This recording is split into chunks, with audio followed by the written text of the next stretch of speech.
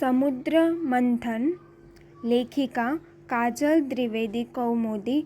एक शुक्रिया प्रकाशक को मैं spread goodness spread happiness publication को शुक्रिया कहना चाहूँगी। मेरी प्रथम पुस्तक के प्रकाशन में संयोग हेतु मुख्य रूप से मैं दिव्या त्रिवेदी जी की शुक्रगुजार हूँ।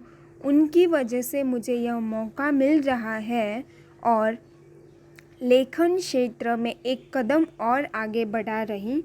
मेरे पाठकों और सभी शुभ चिंतकों को हृदय तल से धन्यवाद कहूँगी। आप सबकी दुआओं की वजह से मैं आज यहाँ तक आई हूँ। माँ सरस्वती से बारंबार यही प्रार्थना है कि वे सदैव मुझे सीखने की और अग्रसर होने की प्रेरणा देती रहे। मेरे माता पिता को भी मेरा प्रणाम। उनके आशीर्वाद की वजह से आज इस मुकाम पर पहुंच सकी हूँ।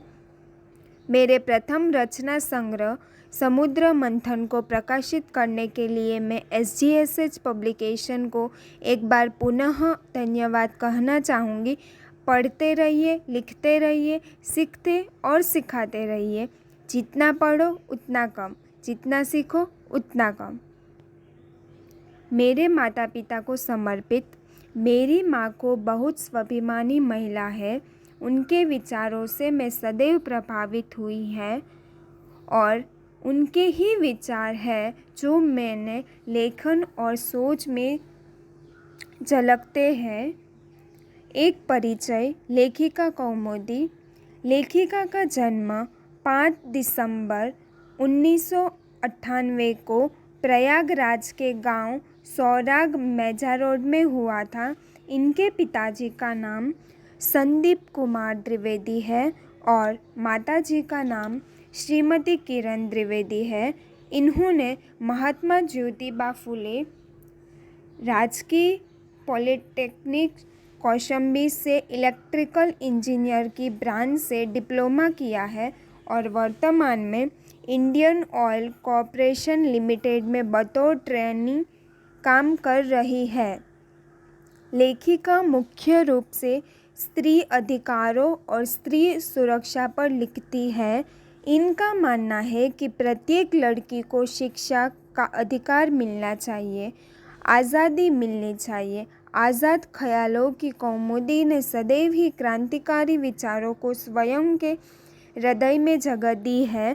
मानव जीवन का महत्व समझती लेखिका स्वयं के लिए कहती है कि अंधकार से फूटती एक बूंद रोशनी हूँ मैं। बचपन से ही लेखिका की रुचि कविताएं एवं कहानियाँ लिखने पढ़ने में रही है। समुद्र मंथन इनका पहला रचना संग्रह है। अपनी माता से प्रभावित लेखिका उनके स्वाभिमान, संस्कार और विचारों को स्वयं में धारण करने की पूरी कोशिश करती है। ये विभिन्न सोशल प्लेटफॉर्म पर भी लिखती रहती है। इनके जीवन का उद्देश्य है शोषित वर्ग के लिए आवाज़ उठाना, स्त्रियों को उनके अधिकारों के प्रति सचेत करना और एक सशक्त लेखिका के तौर पर स्वयं को स्थापित करना। समुद्र मंथन। मन के समुद्र का करो मंथन। यही छुपा है 5 जन्य का रहस्य। इसी समुद्र में बैठी है लक्ष्मी। यही मौजूद है वे रत्न जिनके लिए मन के भीतर छुपे देव और दानवों में संग्राम जारी है और इसी समुद्र मंथन में छुपा है विध्वस्त करने वाला हलाहल। मानव, तुम सक्षम हो देवी कहानियों और उनके शीर्षकों को साक्षात जीवंत ज्वलंत बनाकर उपस्थित करने के लिए। दूसरी रचना मेरी सृजित कविताएं।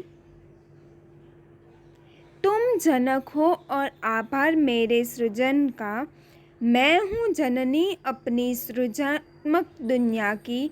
जैसे पुरुष का अंश नारी अपने गर्भ में लेकर जन्म देती है एक कोमल शिशु को, वैसे ही मैं तुम्हारी भावनाओं को अपने विचार रूपी गर्भ में लेकर उन्हें समय दर समय बढ़ने देती हूँ।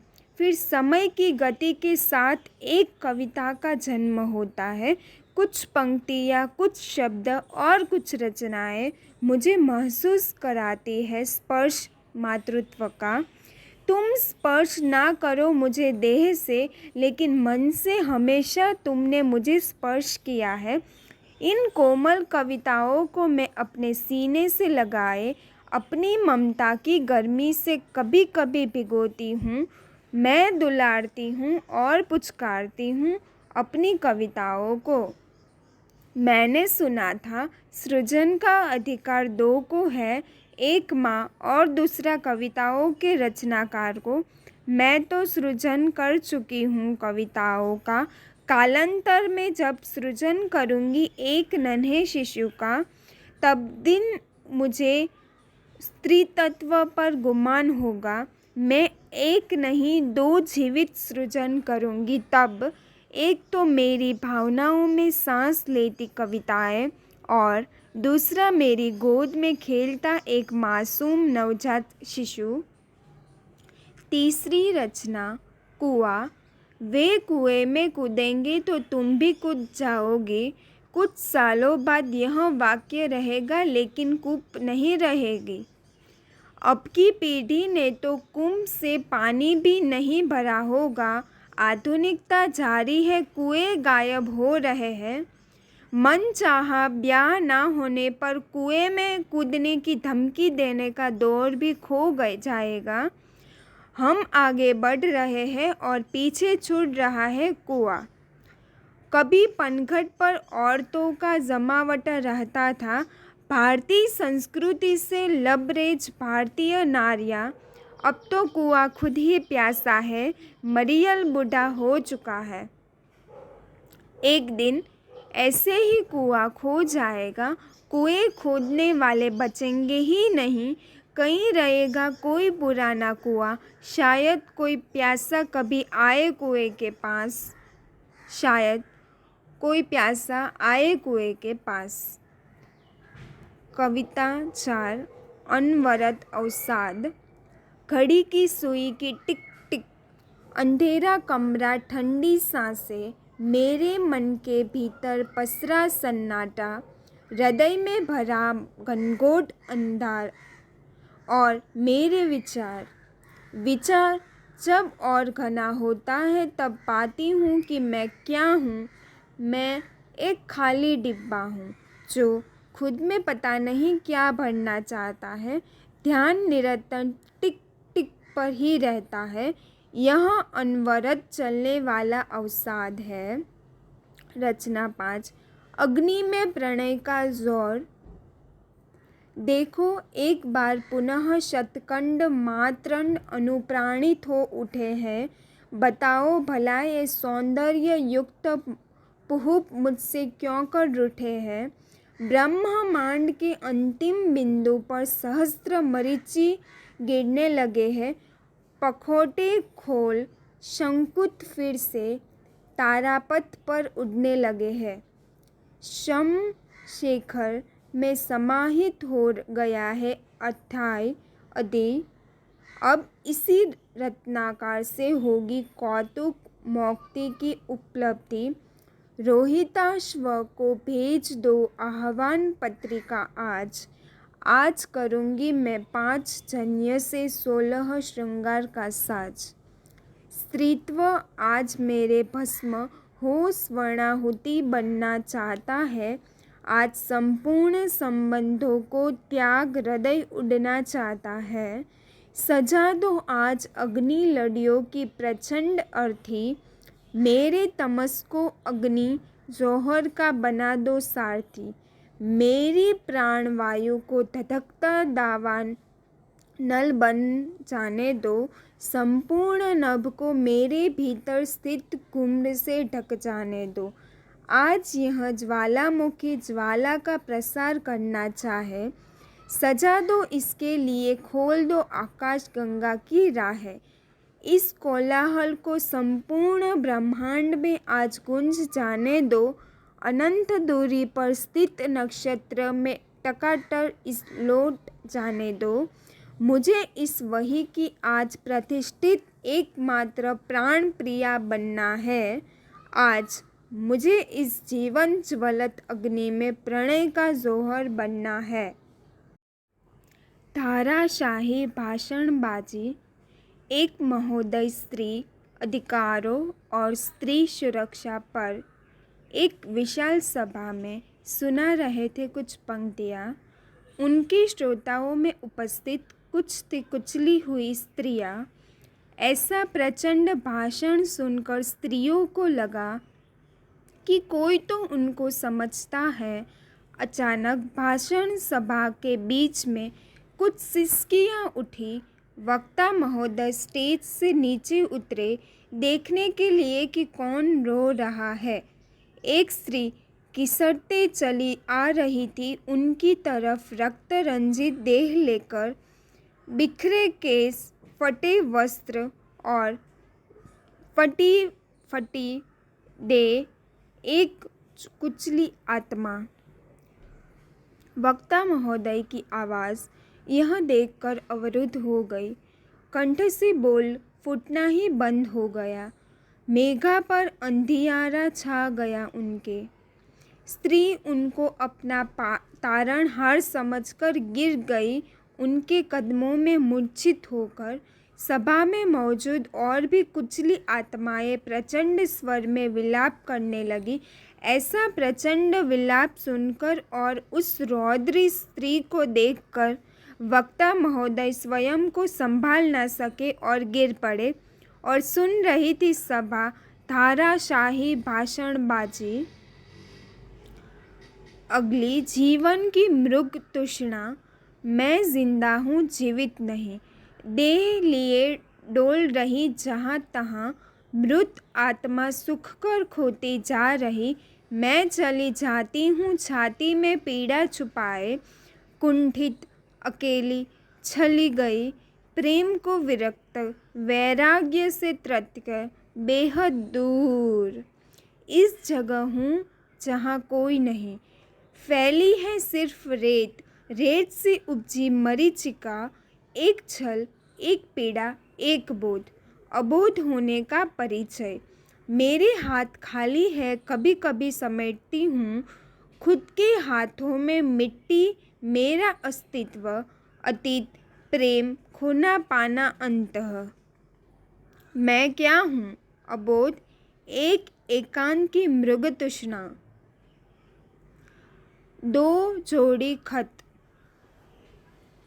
वे दो जोड़ी खत जो रेतीली मिट्टी की स्याही से लिखे गए, तलश भर रक्त से जिन्हें भोगाया गया, दहकते आंसुओं के अंगार में जिन्हें पढ़ा गया और दफन कर दिया, जिन्हें पलाश कुसुम संग अंधियारे में हथेलियों की रेखाएं छाप दी गई थी, उन खतों में हूबहू काट कर एक कुटी हुई चीख करा रही थी।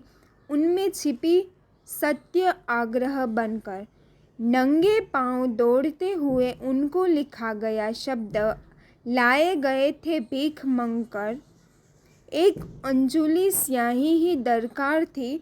उस कलम को, सूखी कलम को फिर भरा गया 4 बूंद गंगा जल से। प्रथम बूंद बनी प्रथम खत का मिथ्या प्रलाप, द्वितीय बूंद से लिखे द्वितीय खत में छिपा था सत्य का मौन विलाप। तृतीय बूंद से तृतीय खत लिखते हुए सत्य से भीग कर खत पर छपे चुके थे 100 सवाल। और चौथी बूंद थी सत्य, विश्वास का मेघावी आलेख, जिसे सहन करने की क्षमता ना थी खत में।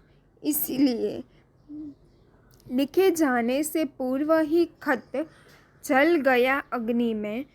खत दफन है अभी भी अंधियारे में, एक सवेरा दिखने की आस में।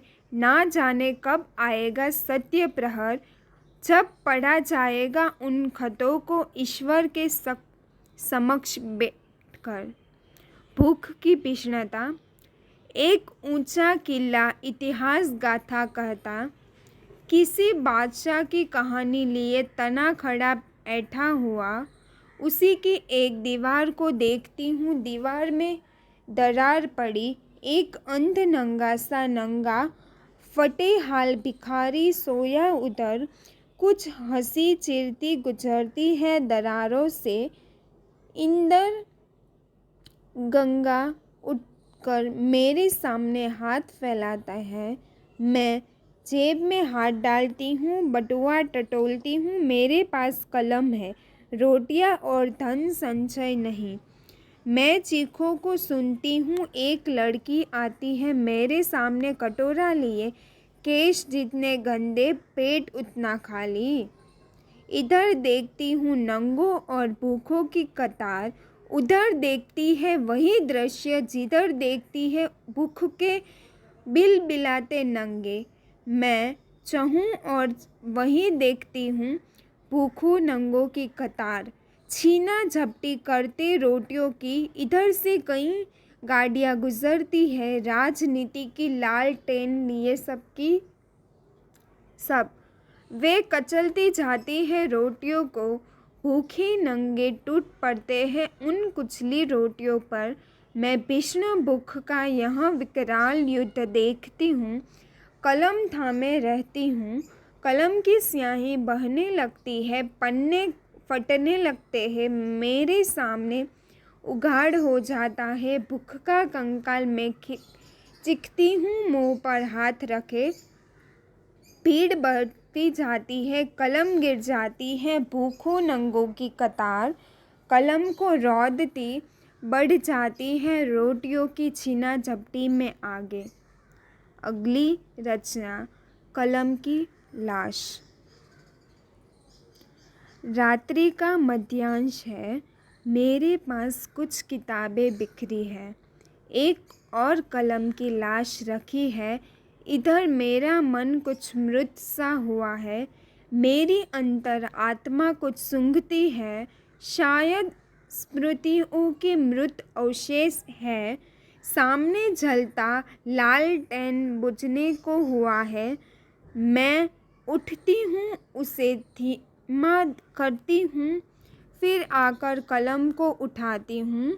सामने परछाई से दो बूंद ओस टपक जाती है। मैं लाश को ज्यों का त्यों रख देती हूँ। अंधेरा गहरा हो चलता है, मुझे साफ साफ नज़र आने लगता है पूर्व और वह जो आने को है। मैं विचलित हो रही लेकिन दृढ़ देख रही। भय लगता है मुझे, सिहरन होती है। मृत अवशेषों को उठा छाती से चिपका लेती हूँ। मुक्त होना चाहती हूँ पर लाश मुझे रोकती है। मेरे हाथों पैरों में जलती हुई जंजीरें हैं। मैं चीख नहीं पाती, दम घुट जाता है। परछाई मेरी ओर बढ़ती है, मैं ओस को खून में बदलते देखती हूँ। मुझे एहसास होता है कितना अकेलापन है परछाई में। मैं उठती हूँ दीवार गिराने को, पर मेरे हाथों में तो जंजीरें हैं।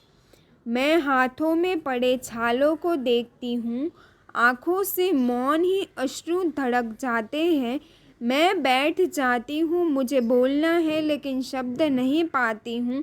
मैं देखती रह जाती हूँ चारों ओर बिखरी किताबों को, मेरी तरफ बढ़ती अजनबी परछाई को, कलम की लाश को। ही चिड़िया की आज़ादी, उड़ने दो मुझे कमज़ोर डैनेम है, मत जकड़ो मुझे टूट आएंगे।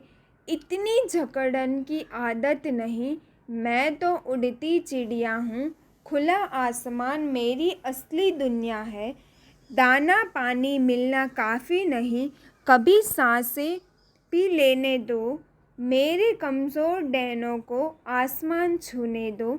बस अब और नहीं टूट जाए मेरे डैने, पर आज़ाद करो मुझे, आसमान बुला रहा है। मृत्यु प्रपंच।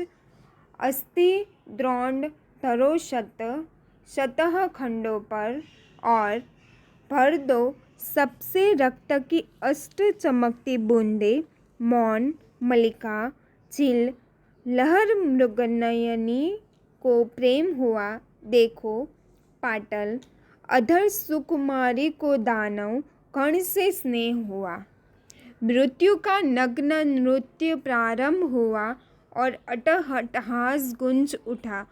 मधुर मुस्कान लजाती कोमलांगी को हैवानी क्षण से प्रेम हुआ। यह लार टपकती जिह्वा उभरा को देखता दानव प्रवृत्ति। देह को देह की लालसा हुई, कोमल मृगनयी दानव के जाल में फंसी। यही है वह मृत्यु प्रपंच जिसमें सौंदर्य कणिका जा उलझी। लहराते केशों को बिखेरे कर दानव को वह झूम उठी। छल और तमाचों से आहत कोमल हृदय प्रपंच में जा फंसा। देखो दानव भी सौंदर्य मल्लिका के आलिंगन को पा गर्वित हुआ।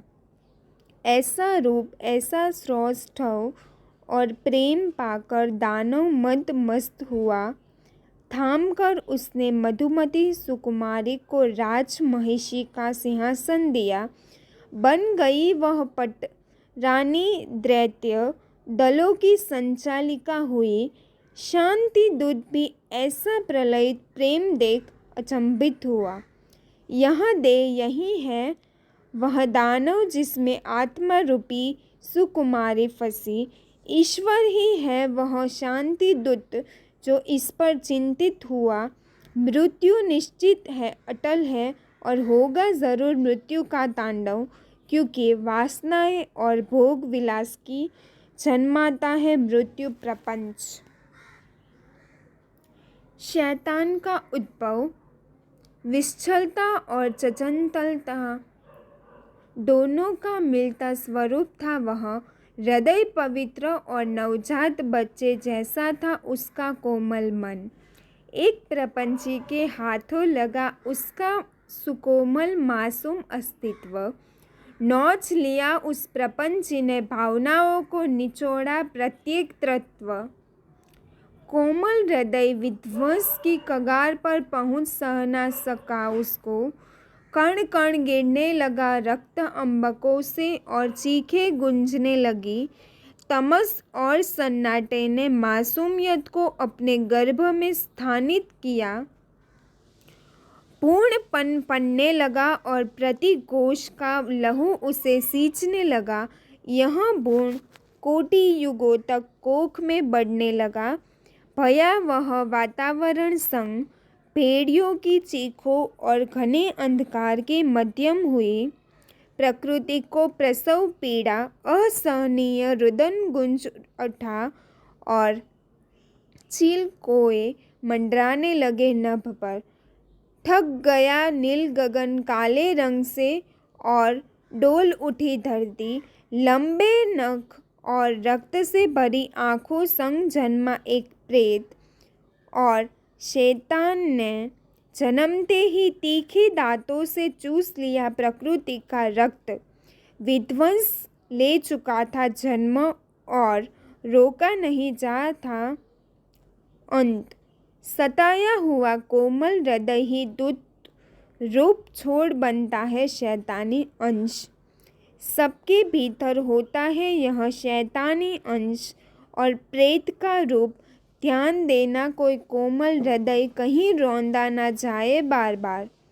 प्रबलित भावना ही जन्मती है ऐसी विध्वंसकारी रचनाएं और इन रचनाओं में ही छुपी होती है गाथा शैतान के उद्भव की। मृतिका। मैं अखिल ब्रह्मांड की शापित प्रेयसी हूँ। मैं तिमिर जगत का अंधकारमय रहस्य हूँ। मैं श्रेष्ठ नहीं, उच्च नहीं, कुछ भी नहीं। मैं धरा से लिपटी हुई सूखी रेतीली मृतिका हूँ। मैं प्रशंसनीय नहीं, विश्वसनीय नहीं। मैं तो सड़ी हुई बदबूदार नाली से सनी हुई, किसी दलदल में फंसी हुई, घुटी हुई गीली मृतिका से जन्मे कीचड़ में लिपटी हुई कुछ पलों को खिली कौमोदी हूँ। मृतिका हूँ मैं और मृतिका ही मेरा स्थान है। मेरा सृजन ही मृतिका से पाता आधार है। मृतिका का वजूद ही मेरे अस्तित्व का आधार है।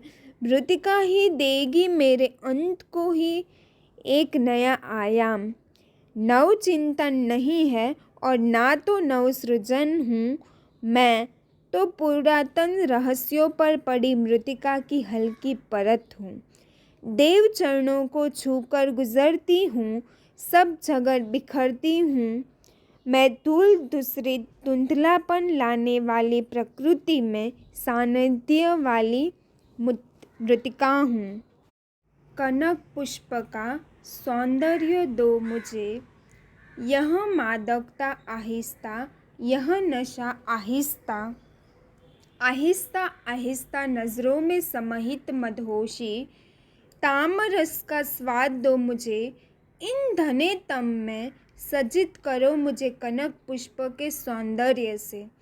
यह खुमार ना रूप का है, ना ऐश्वर्य का चढ़ाव। यह तो आज मुझे शिव प्रिय यह कनक पुष्प गया बा। पुष्ण बनाओ उनसे तुम मेरे प्रिय ऋतुराज। आज मुझे विष से भर दो कनक पुष्प का हृदय पर राज। यह श्वेत पंखुड़ियों और मध्यम में बैंजनी आभा, यह धवल चंद्र और कनक का स्मिरण गया लुभा। प्रकृति लुभा गई मुझे प्रेम से संभी लगती बाग्या। लाओ सौंप दो मुझे कनक पुष्प के ये कुंडल बढ़िया। कनक से सजाओ कर दो मुझे इससे उन्मत्त। प्रकृति का रूप दो आज मुझे कर दो मदमस्त। कनक कनक कहे ये हृदय पर छाया खुमार।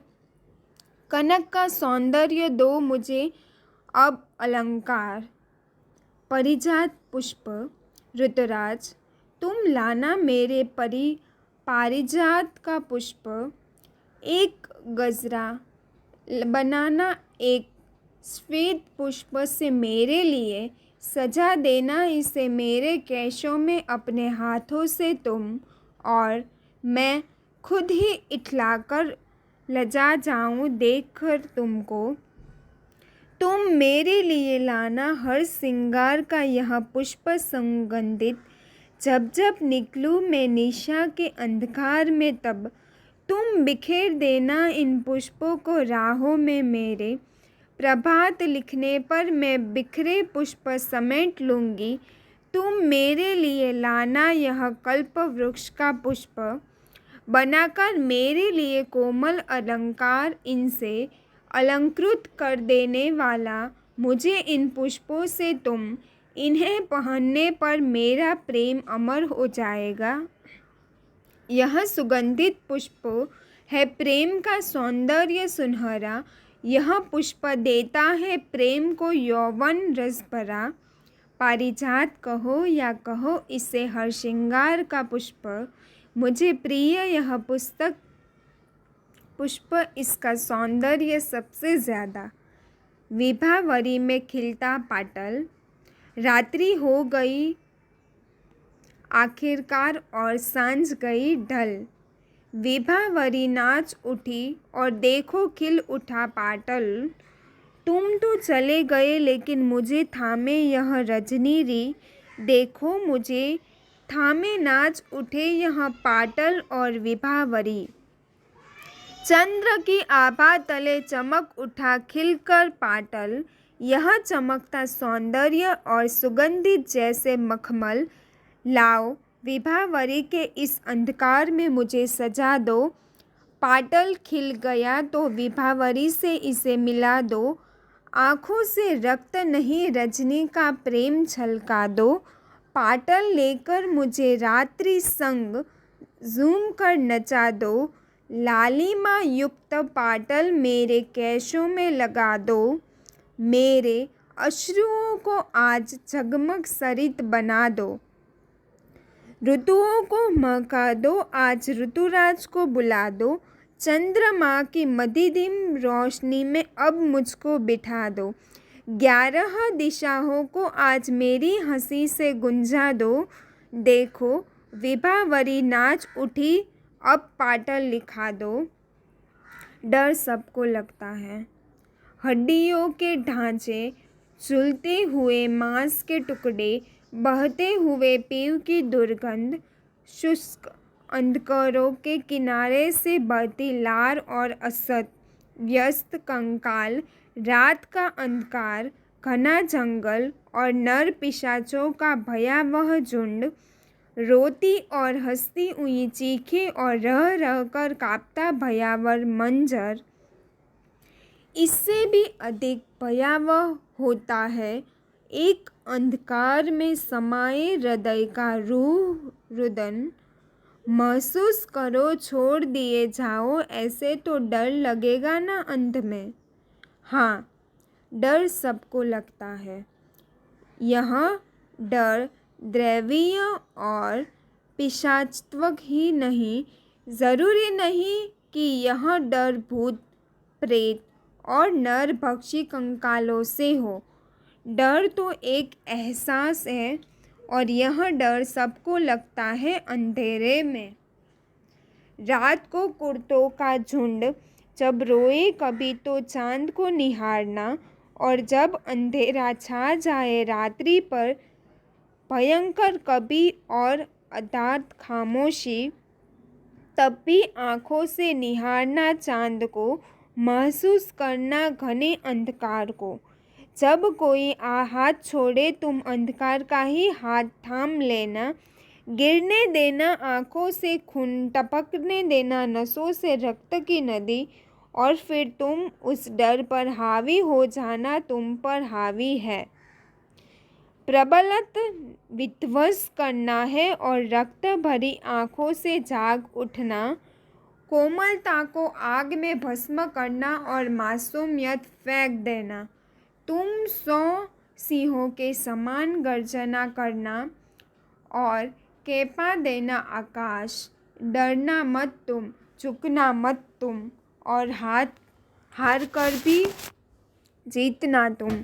इससे अंधकार स्वयं ही राख हो जाएगा, क्योंकि डर सबको लगता है। अस्तित्व कवच।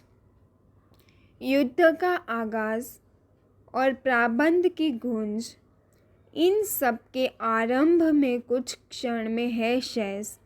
ठहरो, मेरे हिलते अंधरों से आते उच्चारण को सुनो। प्रचंड अग्नि की बहती धारा मेरी ओर आते देखो।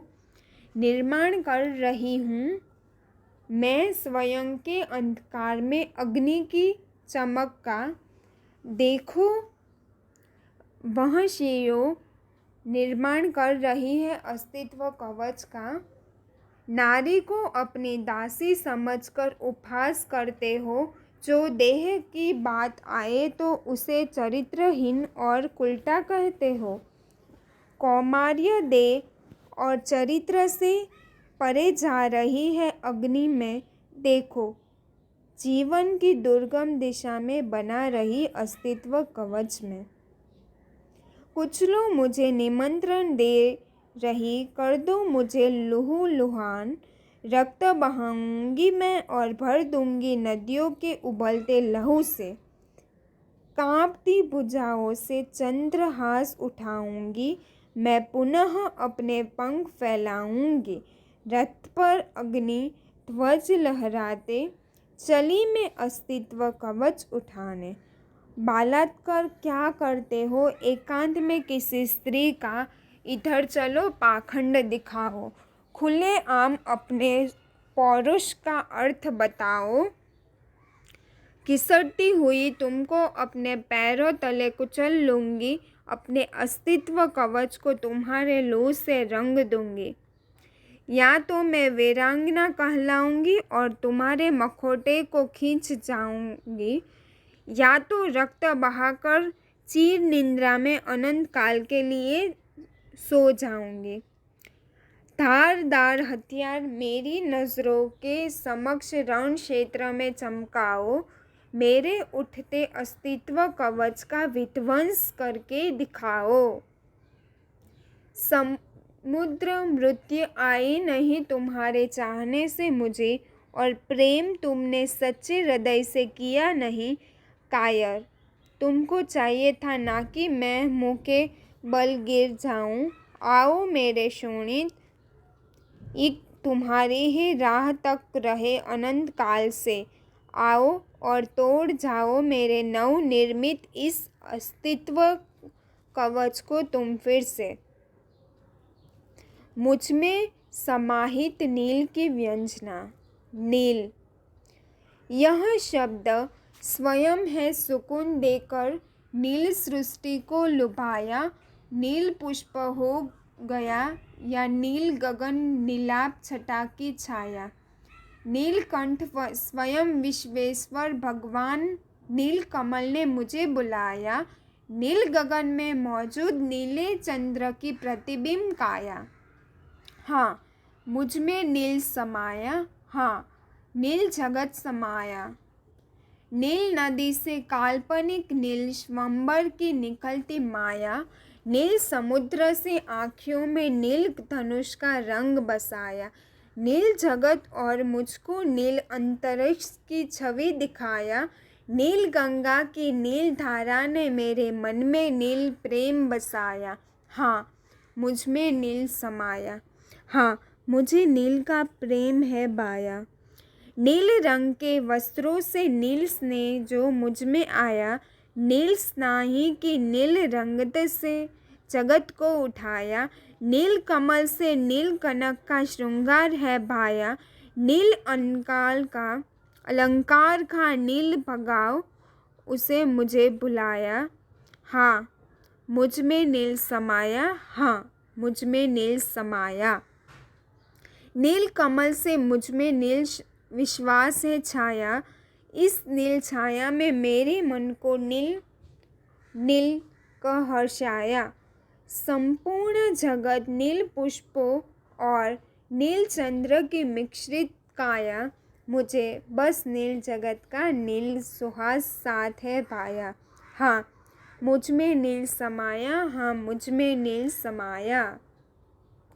इच्छा है कविता बन जाऊं। रोजाना लिखती हूँ कुछ ना कुछ, हर वक्त हर पहर कुछ शब्द कलम से। आज न जाने क्या हुआ है मुझको, हृदय कह रहा कोई लिखे मुझको। शब्द दर शब्द पंक्ति बंद करे मुझको, बना दे मुझे सुनहरे शब्दों की एक रचना। मुझ पर लिख दे शब्द साकर अथाह, और मैं सिर्फ पढ़ती जाऊं बिना रुके। रूप रंग दे आकर्षण नहीं लिखवाना मुझे, कोई लिखे मेरा ऐश्वर्यशाली अस्तित्व विराट। यहाँ इच्छा एक कलम चलाते हृदय की है। इच्छा मेरे आज में मैं कविता बन जाऊं। प्रतिशोधी हैवान। चंद्र आज लहूलुहान है और बिखरती किरणें उसकी लहू बहा रही है।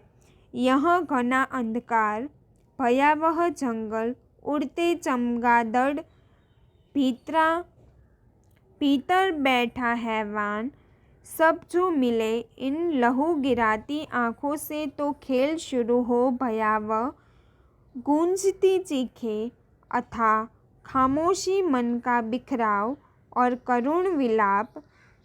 न्याय का विधान जो बिना समझे बना तो प्रतिशोध की जंग भी शुरू हो।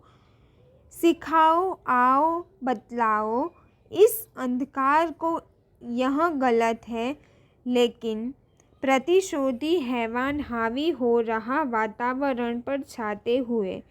नाच लो मेरा मांस, भोंक दो फिर से पीठ पर मेरे खंजर का करो प्रहार। रक्त बढ़ने लगे तो पी जाना उसे और टटोलना मांस के लौथड़े को। भावनाएं नजर ना आई तो अब नजर ना आए, कुछ यही चाहता है। अंधकार सब ढक रहा है, अमावस की काली रात के तले हैवान जगने वाला है। बतलाओ इसे कि यह क्षमा कर दे, रक्त बहाने वाले को बोलो इसे सब कुछ बेबस है, इसे शांत करने में, यहाँ तक कि मैं भी। बिखरे केश, आँखों के नीचे काले घेरे, सफ़ेद झुलसी हुई चमड़ी, एक कोने बैठा यह हैवान विलाप कर रहा और डरा रहा प्रकृति को। भेड़ियों के रोने का शोर और इस प्रतिशोधी हैवान का यह विलाप, आह! मेरे हृदय काँप रहा। मुझे मंत्र दो इसे शांत करने के लिए, लेकिन यह हावी हो रहा ब्रह्मांडीय शक्तियाँ पर, और मैं जरिया ढूंढ रही इसे शांत करने का, टटोल रही कोना कोना। यह प्रतिशोधी हैवान ढक रहा रक्त रंजित विधु को, और फिर इसकी परछाई चंद्र को तामसिक बना रही। चंद्र का यह अट्टहास बंद करो, इसे यह 11 दिशाओं में गूंजे। इससे पहले शांत करो, मेरे कान के पर्दे फट जाएंगे। इस प्रतिशोधी हैवान के शोर से मेरी कोमल प्रकृति कुम्हला जाएगी, कुचला जाएगी इसके भार से। यह परछाई विकराल हो रही जागने वाला है। यह प्रतिशोधी हैवान, जंग शुरू होने वाली है। अंधकार, प्रकृति और प्रतिशोधी हैवान में, और मैं मौन का अनुसरण करते हुए यह विध्वंस निहार रही, खामोश, थकी, निर्जन, बिखरी हुई मैं। अंधकार की रोशनी हूँ मैं जल से निर्मित अखंड ज्वाला हूँ। कोलाहल से निकल समाहित होता है मुझ में मौन। मैं शून्य में समाहित शेष हूँ। मैं कुचला हुआ खिलता पुष्प हूँ। मैं थकी राहगीर और शून्य की खोज की पथिक हूँ। चंद्र की रक्तिम किरणों से जन्मी कौमुदी हूँ। अंधकार से फूटती एक बूंद रोशनी हूँ मैं। प्रतीक्षा, यह जलावृष्टि तीव्र अखंड प्रयास से गिरे। यह तीव्र पवन का झोंका मुझसे टकराकर चले। मैं संभर से तरबतर खड़ी इस दृष्टि में। हृदय की धड़कन कभी तेज कभी सहम कर चले। किधर चले गए तुम मेरे प्रियतम, बताओ ज़रा। सुनो, आओ जाओ, इन सन्नाटों में मुझे थाम लो। मुझे यह अंधकार आज डराने को आ रहा। यह सन्नाटा आओ, तुम मिलकर मुझसे ख़त्म करो। यहाँ मेरे अंतस की भयावह चीख तो सुनो। यह मेरे हृदय का करुण क्रंदन तुम्हें पुकारे। तुम आकर मेरे लिए प्राणधार या पंच तत्व चुनो, क्योंकि तुम्हारे बिना मेरा हृदय मृत्यु मृत्यु पुकारे। मेरे अंबंग आज जलधार निराल गिराना चाहे। आज यह ज्वालामुखी परिवर्तित हो, मेघ मनुष्य बने। आओ, समेट लो मुझे अपनी भुजाओं में कस के। अपने नेत्र जल से आज मैं तुम्हें तरबतर करूं। मेरे हृदय को तुम्हारे सिवा कोई न सुहाए। कब तक मेरी मेघा मेरी भावना को निर्बुद्धि बनाए। तुम मुझे तमस में ले चलो अपने संग। ये आडंब ना भाए मुझे कोई दूजा रंग। तुम हुताशन बन जाज, मुझे अनुप्राणित करो। समेट लो मुझे, लपेट लो मुझे अपनी आत्मा पर। यह अंधियारा घनीभूत हो रहा मुझ पर। सब समाप्त होने से पहले प्रियतमा आ जाना इधर। भोर का तारा, कभी कभी सब कुछ कठिन हो जाता है। मेरी आंसुओं को रोकना, लांछन की स्मृतियाँ में खोना, अंधेरे से बाहर निकलना, मजबूत से डटे रहना। फिर भी इस जन्म के ख्वाब लिए मैं इस जन्म के युद्ध में गुम पुनः जन्म लेना चाहूँगी। प्रारंभ बनकर मैं पुनः किसी जीवन में भोर का तारा बनना चाहूँगी। वो पर्दा जो है, मुझे उस पर्दे से ढक दो। वो जिनकी मुझे ज़रूरत है, वो ज़ौनी चुनर से बना पर्दा जो मुझे मिला नहीं अब तक। वो तुम्हें पता है ना, वो के बीच नहीं उलझा है एक धागा। उसी धागे से बुनना वो पर्दा, मुझे ढक देना उससे। मैं छुप जाना चाहती हूँ पर्दे में। तुम जानते हो क्या, कोमलता से जन्म लेता है विश्वास, सहज विश्वास देता है छल को जन्म। छल से उत्पन्न होता है करुण रुदन, करुण रुदन जन्म देता है कठोरता को। कठोरता के सानिध्य में आती है खिन्नता, खिन्नता से उद्भव होता है प्रतिशोध भाव का। प्रतिशोध बनता है विध्वंस का कारक, और एक संपूर्ण विध्वंस मार्ग है नवसृजन का। नवसृजन होता है बगावत का अन्य रूप।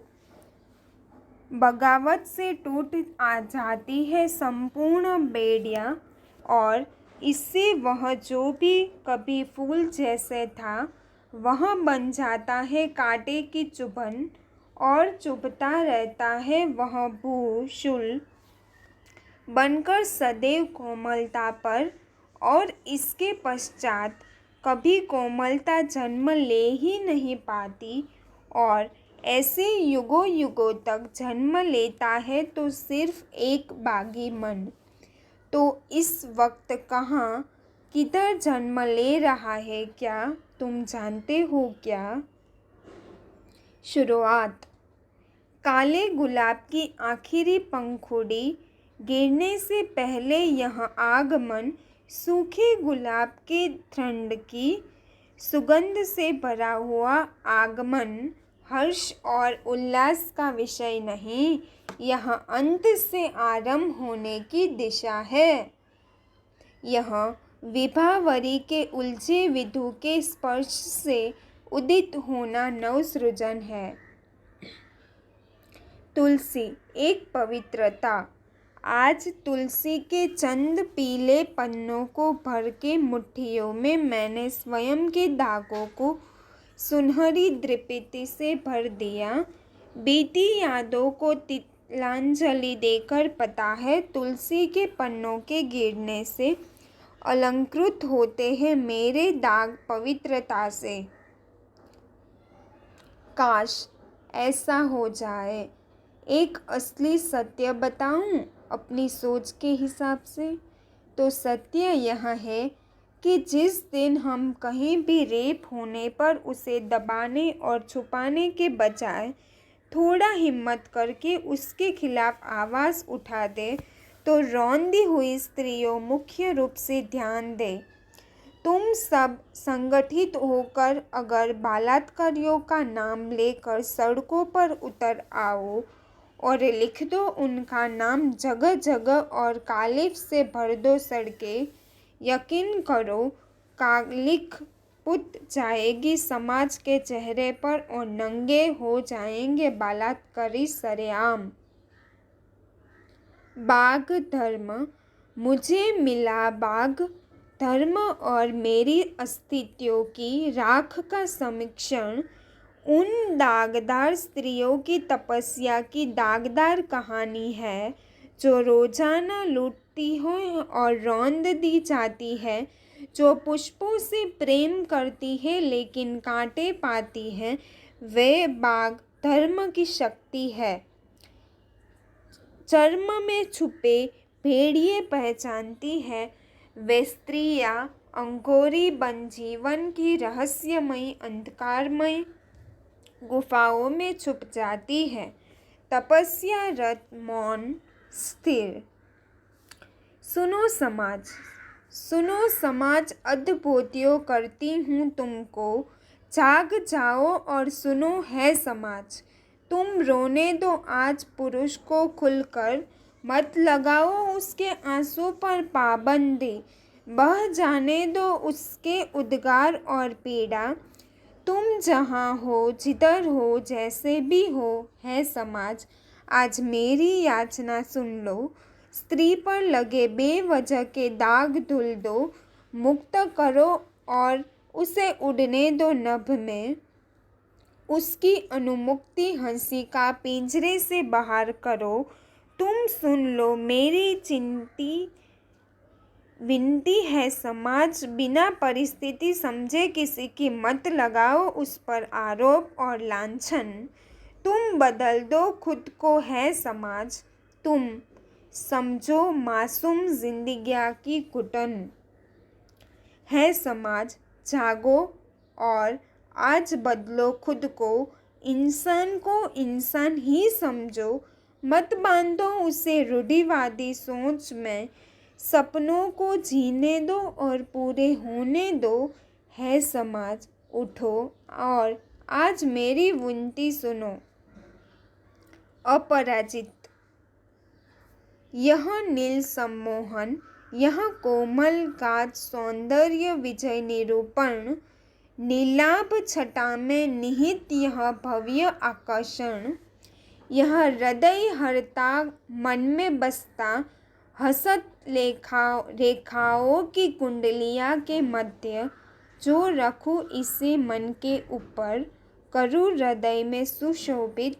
यह मुझे पराजित करता यह सौंदर्य का वैभव, गूंथ कर एक कठहरा इसे बन जाऊं वन कन्या की अधिकारिणी कर लूं स्वाधिकृत इस कोमलता को। यह पुषित सौंदर्य का अलंकार, यह विजयी भव्य पुरुष, करो आज इसे ब्रह्मांडीय शक्ति के चरणों में अलंकृत। यह मेरा मन हरने वाला, मुझे निशत करने वाला, यह सौंदर्य समेटे अलौकिक अपराजिता। उपहार। मैं चाहती थी कि कोई मुझे फूल भेंट करे। इसी प्रतीक्षा में मैंने कुछ गमले खरीदे और उन्हें पौधों से सजा दिया। अब प्रकृति मुझे फूल भेंट करती है। प्रेम के लिए भी मैंने यही किया। हृदय में स्वयं के लिए सम्मान भरकर मैंने खुद की कद्र किया। प्रेम तो भेंट में मुझे प्रकृति से मिला ही है। मिथ्या मुस्कान। भ्रमित करती यह गूंजती रेखा अंधकारों की, यह कलरव यह किलोल सजीता है अंधकारों पर। यह मिथ्या है यह झूठा है, इधर तपिश बरस रही है बरसों से। यह कलरव किलोल नहीं है, अंधरों पर सजा मनोहर। एक विषाद आलेख छुपा है इस चहकती रेखा के नीचे। यह किलोल रेखा झूठी है, यह मिथ्या है, यह पुनः मिथ्या है। तलाश ए रूहानी इश्क, हो बरसात जो जिस्म पर, भला ऐसे प्यास कहाँ बुझेगी। है तलाश ऐसे नीर की मुझे, जो रूह की प्यास बुझा देगी। छोड़ देंगे हम जहाँ को भी, जो किस्मत रूहानी इश्क से मिला देगी। ना हुई पूरी जो रूह की तलाश, तो ये जिंदगी अश्क को फूलों पर गिरा देगी। कि बढ़ती जाती है उम्र के साथ उदासी मेरी, किसी मोड़ पर जिंदगी मौत से मिला देगी। यहाँ अब गया तब गया, समय के पहिए घूम रहे अनवरत।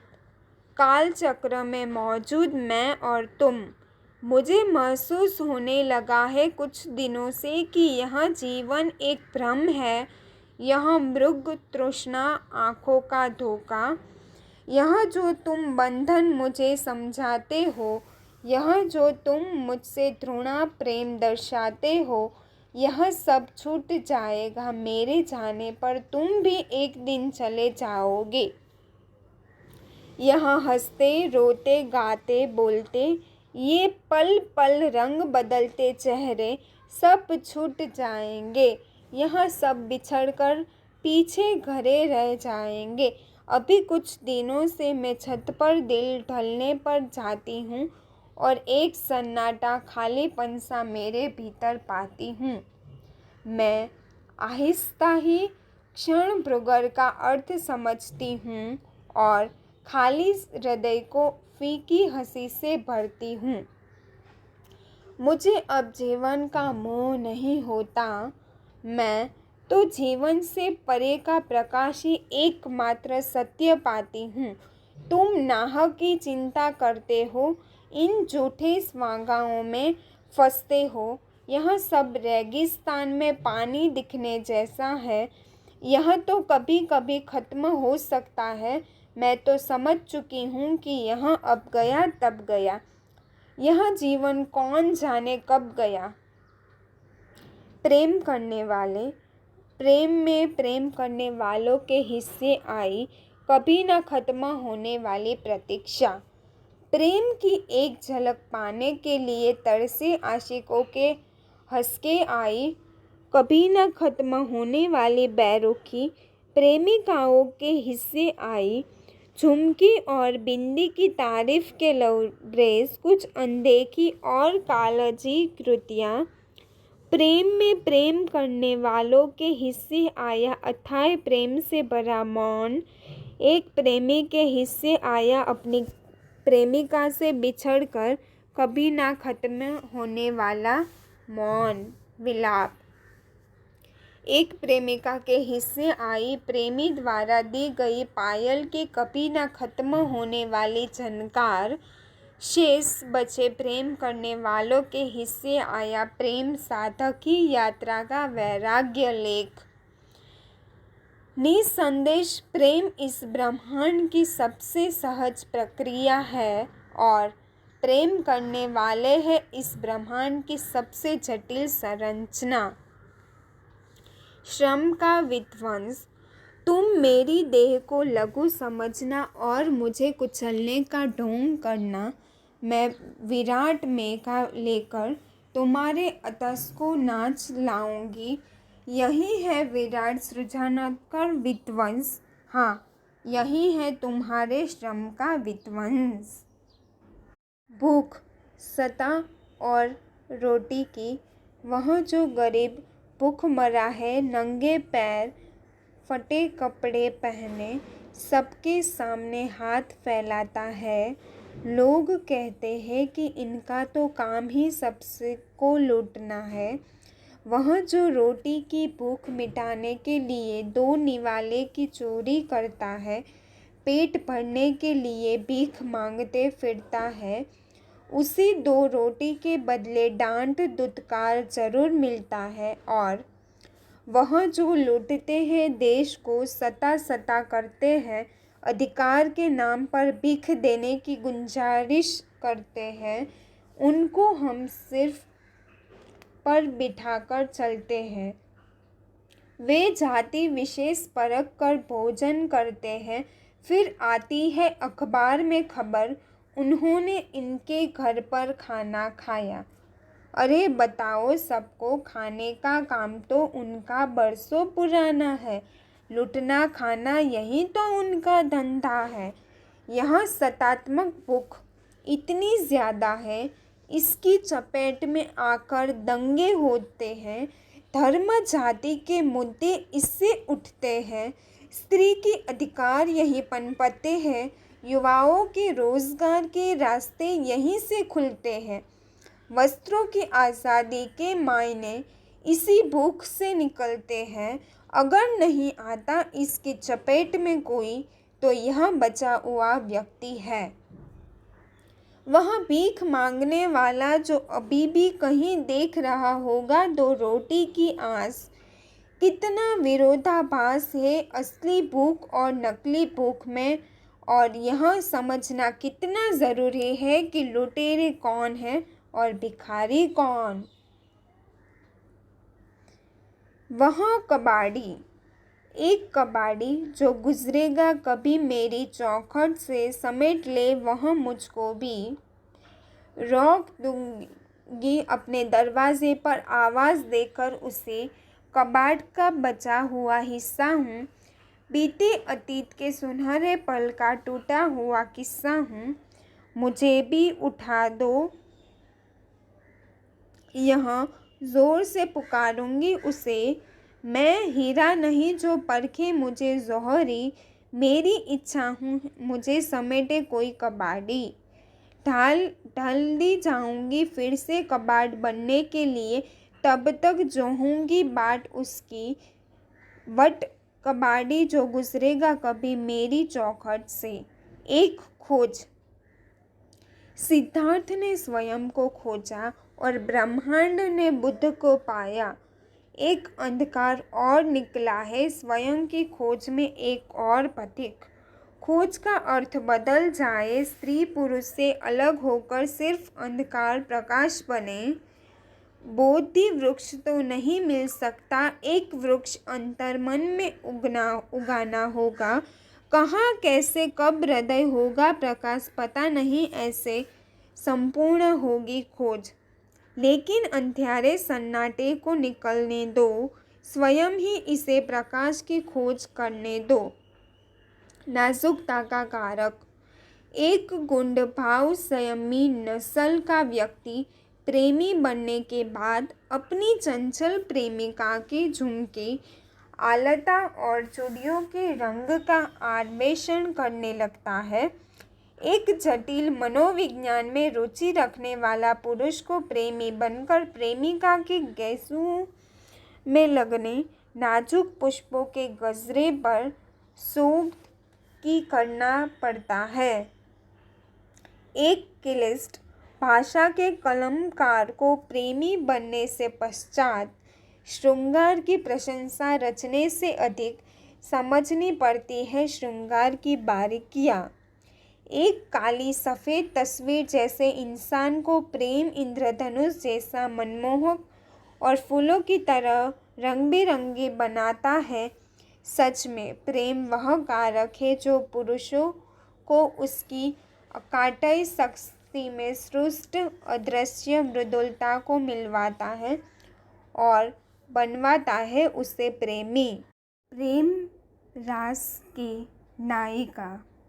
बाग बाग खिले उठे फूल, इठलाई नायिका लजाई नायिका, कैशों में पाटल लगा प्रेम रस से नहाई नायिका। देखो जीवन संग प्रेम रास रचाई नायिका। ऋतुराज की प्रेम अनुगामिनी, शब्द शब्द प्रेम सजाने वाली, पुष्पों की दुनिया बसाई नायिका। देखो पुष्पित उल्लास पाई नायिका। लाल पाटल से प्रेम जताने वाली, खुद से प्रेम रचाने वाली, पन्ने पन्ने ऋतुराज को लिखी नायिका, आज फिर से प्रेम नाम पुकारी नायिका। ऋतुराज तो आया पर तुम न आए, ये पल प्रतीक्षा में बिता जाए, कलम पन्ने और फूलों में खोई नायिका। देखो प्रकृति की गोद में सोई नायिका। मनुष्यता शेष रहेगी ऐसे। मनुष्य को मनुष्यता की खोज नहीं, यह करता है आविष्कार देवों का, दानवों की व्याभिचारी प्रवृत्ति का, अप्सराओं के रमणीय सौंदर्य का। इसे चाहिए सदैव शक्तियाँ, मानवता के लिए नहीं, पाशविकता के लिए। मनुष्य बनने का गुण तो मनुष्य से अधिक पशुओं में है। यह गुण धारण करते हैं देवता भी, लेकिन मनुष्य करवाता है मनुष्यता को धारण अवसाद। पृथ्वी को बचाने के लिए आवश्यक है कि यहाँ मानव के सिवा सब कुछ उपलब्ध हो। विजय ध्वज। सब छूट जाएगा, छूट जाने देना, लेख पलट जाएगा, सब बदल जाने देना, खींचती रस्सी को छोड़ ही देना, घड़ी की सुर्याई रुक जाने देना, तुम ठहरना, प्रतीक्षा करना, तुम्हारी बारी आएगी। अब की बार तुम रस्सी और सुइयां मत पकड़ना, तुम बलिष्ठ आत्मा से उठाना चंद्रहास, सूर्य की तपिश को ठंडक में ढालना, बदल देना चंद्र को सूर्य में। यही क्षण होगा 11 दिशाओं में तुम्हारे नाम की गूंज का। जीवन कुछ कुछ कुछ, कुछ कच्चा, कुछ पक्का, कुछ थोड़ा सा अधपक्का, थोड़ा तीखा, थोड़ा मीठा और कभी कभी कुछ कड़वा। बंद है ऐसा ही कुछ अलमारी के दरवाज़ों में, कुछ बंद है टिफ़िन के तहखानों में। एक गाती हुई धूप से बना गिटार, झरनों की आहट से बजता बांसुरी का संसार, कभी सप्त सुर, कभी बेसुरा, कभी कभी तार युक्त, कुछ बज रहा है शांति के गायन रागों में। कल ही तो कुछ सोया हुआ जगा था मेरे बालों की लटों में, टोपी के पास एक पसीने की जो थोड़ी चमकी थी, उसमें मेरी थकान के साथ हंसी की गूंज थी। मेज पर लगा एक मोर पंख और इसमें भरे हुए रंग, थोड़ा कोमल, थोड़ा कठोर और कुछ कुछ जटिल भी। शब्द और शब्दों के धागों से बना स्वेटर, इस पहन सकते हो तो तुम कड़ी धूप में भी। लाली की रंगीन चाशनी के साथ थोड़ी दूर धूप की धूल गूंगी थी। यही श्रृंगार मेरा, यही विधाता को दे दूँ पुकार। इन सब से आकांक्षाओं की माला बुनी थी, कुछ बेतुका, कुछ बहुत ज़रूरी, कुछ मन से जुड़ा जुड़ा, कुछ अनमाना, कुछ बेकार और कुछ बेहद अनमोल। सब जीवन में है कुछ कुछ कुछ, रहने दो इन सब को कुछ कुछ कुछ। प्रतीक्षा साधारण से असाधारण की। अगर कर सको प्रेम तो यह करना किसी साधारण व्यक्तित्व से, क्योंकि असाधारण व्यक्तित्व भौतिक प्रेम से परे रहता है। वह खोजता है दिव्य द्वैतीय सत्य प्रेम। इस ढूंढ ढूंढ लुका छिपी खोज में वह प्रेम करना भूल ही जाता है, जबकि साधारण व्यक्तित्व प्रेम मिलते ही उसका विश्लेषण करने के बजाय शुरू कर देता है प्रेम करना। मैं किया के अन्वेषण से अधिक प्राथमिकता दूंगी क्रिया के क्रियान्वित होने को। मुझे सबसे यह समझ आया है कि केंद्र जब जो खोज रहे हैं, मैं जो के स्थान पर खोज में रहेगा तो खोज सदैव अपूर्ण रहेगी। तब से मैं खोजने के बजाय देख रही जो को, मैं जो रही किसी साधारण से असाधारण व्यक्तित्व को। चित्रकार रंगों के धुंधले के मध्य खींचती पंक्तियाँ, बुश को तीव्र गति से घुमाव देते हाथ, आहिस्ता से गोलाई बनाती नजरें और भी सक्रिय, इंगित किया जाता है कि इसमें त्रुटि है। वह पर्वत की ऊंचाई से उभारों को और उकेरता है, स्पष्ट नहीं हो पाता कि कमियां किधर है। दृष्टिकोण में या चित्रकारी में वह पुनः रंग की पोटली गूंथता है, इस बार देह का विभाजन कर सौंदर्य भरता है, लेकिन सौंदर्य खींचकर खुशबू में खोता जाता है। ना तो कला सुंदर नजर आती है और ना ही कलाकृति वह दम भर रंग को रंग पर रंगता है। सुंदरता खोजते खोजते खोज जाता है। उठाकर बाल्टी भर पानी कैनवास पर उड़ेल देता है।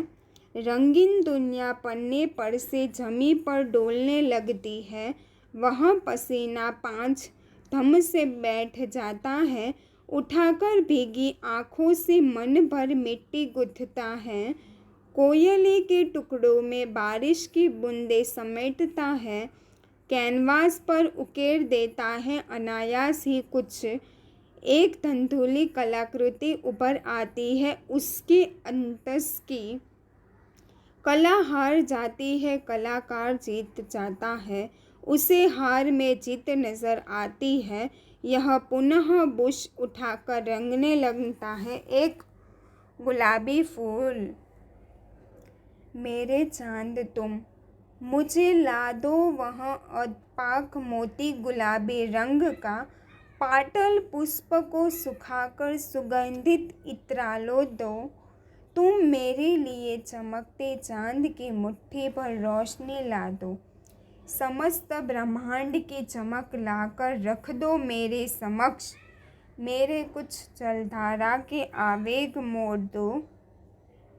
जाडिम के रक्तिम दोनों से बना कंडहार ला दो। औस की बूंदों से बना चमकता झुमका ला दो। तुम मेरे लिए लेकर आओ खिलता हुआ चांद। मेरे लिए जुगनुओं की रोशनी से किनारे सजा दो। ले चलो मुझे शीतल शांत हवा के जोर पर तुम। किसी पहाड़ की चोटी पर ले चलो बर्फ के समीप। बर्फ की बारिश में तुम मुझे ले चलो चांद के नज़दीक। मैं जो झुककर चांद को हंस दूंगी खिलखिलाकर। तुम मुझे तुरंत समेट लेना अपनी बाहों में। मैं यूं ही मुस्कुराकर तुम्हारे सीने में छुप जाऊंगी। तुम फिर हाथ पकड़कर मुझसे चलना चांद की सैर पर। सुनो मेरे चांद या कहूँ तुम्हें ऋतुराज। तुम मेरे ध्रुव प्रदेश के राजकुमार सलोने। मेरे सुकून का दायरा या असीम प्रेम तुम। छोड़ दो आज ये दुनियादारी ये आडम सब। सुनो आज मुझे अंधकार नहीं बनना। आज मेरी चांद में तुम्हारी कौमुदी बनूंगी।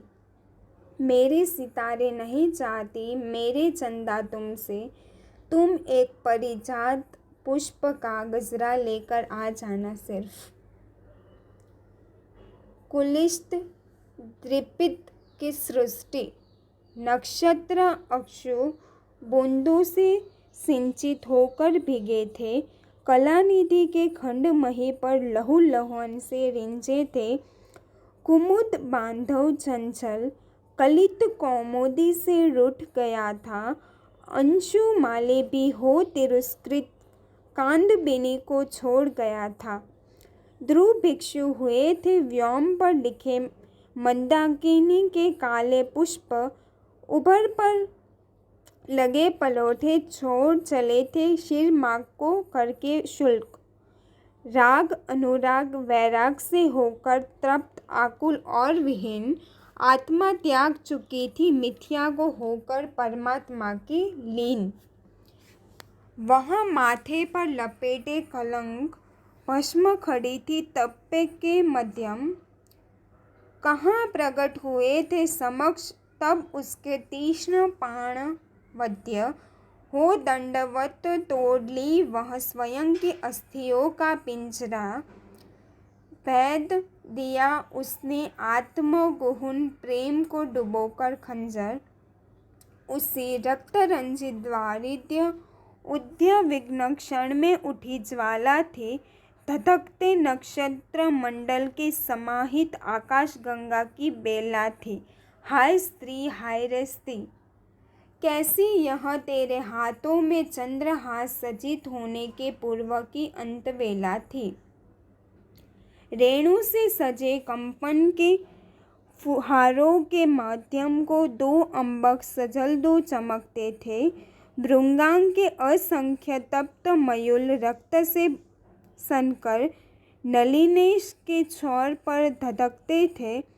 लौखाई थी प्रकृति अपनी प्रेयसी से ऐसे हस्र पर कलंकित कौमुदी हुदपति हुई सी उजले करदम से सचकर। चरित्र त्याग वैराग्य जन्मा था, सम्मान त्याग राग जन्मा था। अश्रु उधर काले हो हंसने लगे थे। राजहंस राज तरंगिणी में शौक गान करने लगे थे। ऐसे भीषण परिवर्तन का वक्तोत्सव रक्त बहाकर मनाओ। चीर दो मेरी शिराओं को, अट्टहास को पुनः 11 दिशाओं में फैलाओ।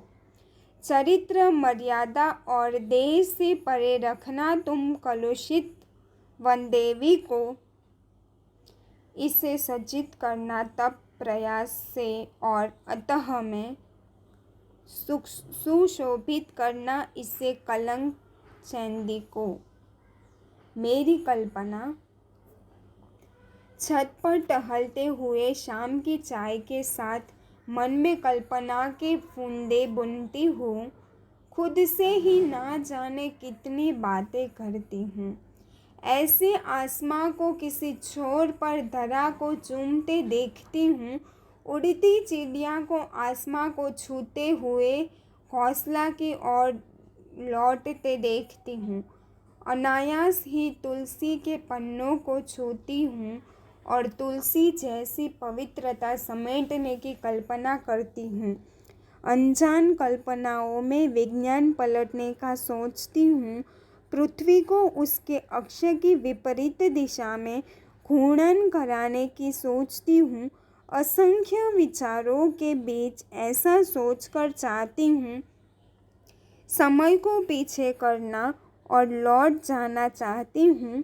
अपनी खुली दुनिया के वक्त में फिर से प्राणों की अवधि दोबारा पाना चाहती हूँ। अहो प्रिय, कल्पनाओं में तुम्हारे माथे को चूमती हूँ और दुपट्टे की लहरों में तुमको ढकती हूँ। दूर कहीं चांदनी रात में तुम्हारे साथ फूलों से सजे पहाड़ की ऊंचाइयों पर चढ़ती हूँ। तुम रुकते हो और मुझे निहारते हो और मैं चलती जाती हूँ। चांद को छूने की चाहत लिए हुए कल्पनाओं में। कलंकित स्त्रियों, कितना कुछ लिखा गया है ना कलंकित स्त्रियों पर। एक से एक तरीकों से समझाया जाता है ये कितनी सही गलत है। परंतु क्या तुम स्वयं पर ऐसा कलंक बर्दाश्त कर पाओगे? क्या प्रेम के बदले चरित्रहीनता का दाग अपनाओगे? क्या अपनी स्वतंत्रता की आहुति दे पाओगे? बतलाओ, सन्नाटे से भरे एकांतवास का अनुसरण कर पाओगे? अगर मैं कहूँ किसी पुरुष को चरित्रहीन सिर्फ स्त्री को प्रेम करके बेढंगे तोड़ने के लिए, तो क्या उसे स्वीकार कर पाओगे? छल, दंभ, द्वेष, कलंक, अकेलेपन की चक्कियों में पीसती स्त्री अपने दुख समेटने लगती है, हृदय के अंधकार को इन सब से भरने लगती है और तुम्हें लगता है कि उसको अधिकार और आवाज़ की चाहत होती है। उसकी चाहतें मर जाती है उसके भावनात्मक मृत अवशेष के साथ मिश्रित होकर। वह उदास नयन, मौन कंठ और गहन अवसाद का केंद्र बिंदु होती है, जहाँ जीवन से मुक्ति की एकमात्र गहन आकांक्षा जन्मती है। वहाँ प्रेम, स्वतंत्रता, झूठे रिश्तों सबसे रूठ जाती है। वहाँ जाना चाहती है अनंत सफ़र पर। और अगर तुमको लगता है कि तुम इच्छाएं सजाती है तो तुम गलत हो, क्योंकि वह जिसने जीता है निर्दोष होकर चरित्रहीन होने से कलंक को, उस पर रोशनी और कलंक दोनों का प्रभाव निष्क्रिय हो जाता है। हंसी का झूठा मुखौटा ओढ़े रखती है कलंकित स्त्रियाँ।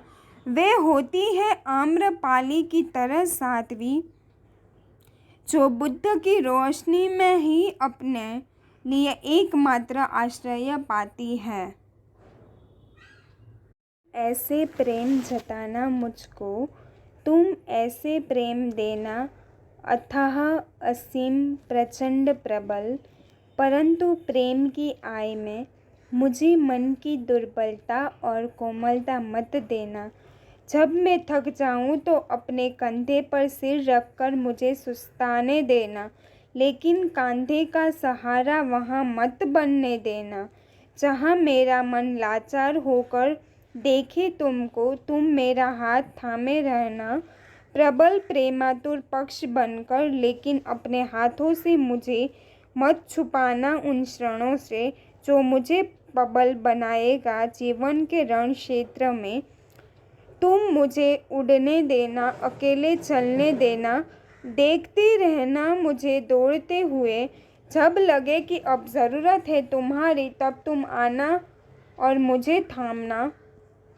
बहने देना मेरे आंसू, लगने देना मुझे चोटें, जिंदगी से ठोकरें खाने देना, मुझे सीखने देना और खुद ही गिरकर उठने देना, मुझे जीवन को समझने देना। तुम मुझसे प्रेम करते हो ना, तो यह समझना कि प्रेम हमें सर्वश्रेष्ठ जीवन मार्ग पर ले जाता है। तुम मुझे स्त्री समझकर कभी भी कमज़ोर, असहाय, अबला मत बनने देना। अब मैं बनना भी चाहूँ तो तुम मुझे झिझोड़ देना और धिक्कारना कि कैसे है मैं इंसान होकर खुद को अबला और बेचारी की श्रेणी दे रही हूँ। तुम हमेशा बताना कि तुमसे अधिक मुझे खुद पर विश्वास होना चाहिए, और मैं भी तुमको दंभी, कुटिल, निष्ठुर नहीं बनने दूंगी। मैं तुम्हारा प्रबल, सरल, सौंदर्यात्मक पक्ष बनूंगी और तुम बनना मेरा सबसे प्रचंड, दुर्गम, तेजस्वी पक्ष। ऐसे ही हम एक दूसरे के आधे हिस्से को संपूर्ण करेंगे। तुम मेरी प्रेरणा हो, मेरे जीवन की अंतकंठित आकांक्षा, मेरे हृदय के संबंध, निस्पंदन और भावनाओं का आवेग। तुम मेरे मन में लहरों का उफान लिए बहती जलधारा। तुम मणियों का सप्तरंगी रंग लिए इंद्रधनुष आकर्षण का प्रतिबिंब। तुम पुष्पों की सुरभि युक्त सुकुमार स्पर्श और पुष्पसार। तुम अनेक सूर्य मेरे नेत्रों के समक्ष उपस्थित ऐसी आशा हो। तुम शशि की चमक और शीतलता, सहस्त्र नक्षत्रों के बीच जैसे शोभायमान। तुम अनंत आकाश गंगाओं के छोर पर उपस्थित एकमात्र विराट सूर्य। तुम सारंग की कलगी और उसके पखोटे के बीच की सबसे खूबसूरत प्रतिबिंब चंद्र आकृति। तुम मेरे हृदय की आभा। तुम मेरे छोटे जीवन का विशाल सार। तुम असली विजेता। वह गिर गया, धूल से सन गया, वह तानों और तनाव से झुल गया, वह हार गया, लेकिन वह हारा नहीं। वह पुनः उठ रहा है, वह अंधेरे को चीर कर प्रकाश बन रहा है। मेरे लिए वह विजेता है। गुलाब जल। कड़कड़ाती सर्द रात में मैं चुन चुन कर गुलाब लाती हूँ। ऋतुराज, तुम्हारी प्रतीक्षा में मैं नदियों से गुलाब जल बनाती हूँ। सूख गए वो गुलाब जो दिए थे तुमने, प्रेम की निशानी हुई पुरानी। मैं अब फिर से नए गुलाब सजाती हूँ। कैशों में गुलाब लगाए मैं गुलाब जल की सुगंध से खुद को नहला जाती हूँ। चांद से मांग कर मैं गुलाब जल लाती हूँ। पंखुड़ियों तोड़कर मैं प्रकृति के पास जाती हूँ पाती हूँ अपना ही प्रतिबिंब पंखुड़ियों में। नदियों से घड़े भर कर गुलाब जल लाती हूँ।